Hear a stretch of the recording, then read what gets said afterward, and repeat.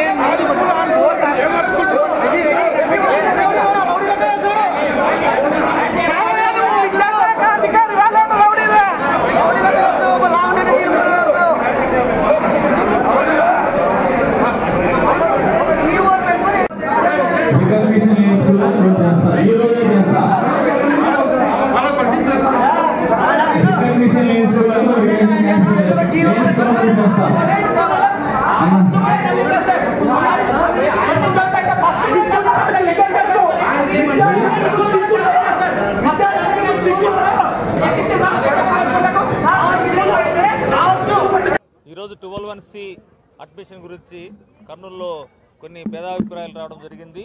దీని నిమిత్తమై ఈరోజు కర్నూలు జిల్లాలో ఉన్నటువంటి ప్రైవేట్ స్కూల్స్ యాజమాన్యాలందరినీ అలాగే మండల విద్యాశాఖ అందరినీ పిలిపించి ఇక్కడే ఏ స్కూల్స్కి ఎన్ని అడ్మిషన్లు వచ్చాయి, ఎందుకు చేర్చుకోలేదు ఫస్ట్ లిస్ట్లో, అలాగే సెకండ్ లిస్ట్లో వచ్చిన వాళ్ళు ఇంతలో ఎందుకు చేర్చుకోలేదు అనే విషయాల గురించి అందరితో డిస్కస్ చేయడం జరిగింది. ఈ నేపథ్యంలో అనేక మంది పేరెంట్స్ కూడా రావడము, మాకు ఫస్ట్ లిస్ట్లో పేరు వచ్చింది కానీ మాకు అడ్మిషన్ ఎందుకు ఇవ్వడం లేదు ప్రైవేట్ స్కూల్స్ అని వాళ్ళు కంప్లైంట్ చేయడం జరిగింది.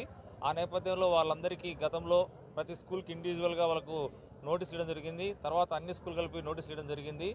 ఈరోజు ప్రైవేట్ స్కూల్స్లో ఎట్టి పరిస్థితుల్లో మీరు అడ్మిషన్స్ గవర్నమెంట్ గారి ఉత్తర్వుల మేరకు మీరు ఇవ్వకపోతే మీ మీద కఠినమైన చర్యలు తీసుకుంటాము. కాబట్టి మీ బాధ్యతగా గవర్నమెంట్ ఇచ్చినటువంటి డేట్ రేపు మధ్యాహ్నంతో లాస్ట్ డేట్ కాబట్టి ప్రతి స్కూల్లో ఆర్టీఏకి ఇచ్చిన పిల్లల్ని చేర్చుకోవాలని చెప్పడం జరిగింది.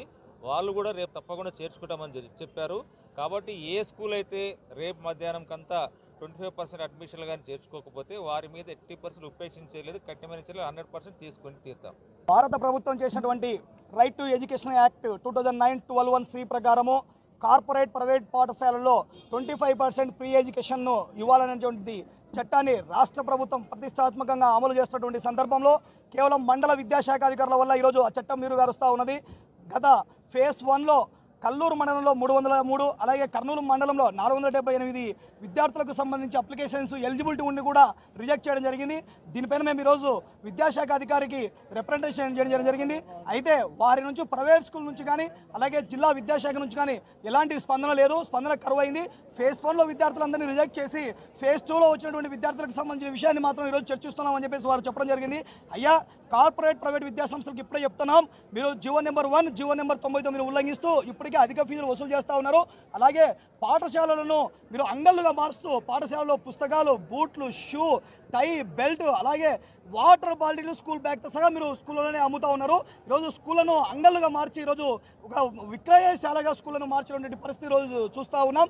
మీరు పాఠశాలను ఒక దోపిడీకి నిలయాలుగా, అవి ఒక దోపిడీకి మార్గాలుగా మీరు ఎంచుకుంటూ ఉన్నారు. నిజంగా భారత రాజ్యాంగం ప్రకారం విద్య అనేటువంటిది కేవలం సేవ మాత్రమే, దాన్ని వ్యాపారంగా చూడకూడదనే విషయాన్ని మీకు ఈ సందర్భంగా గుర్తు చేస్తూ ఇప్పటికైనా మండల విద్యాశాఖ అధికారులు మేల్కొనాలని చెప్పేసి రిక్వెస్ట్ చేస్తూ ఉన్నాం. ఆయా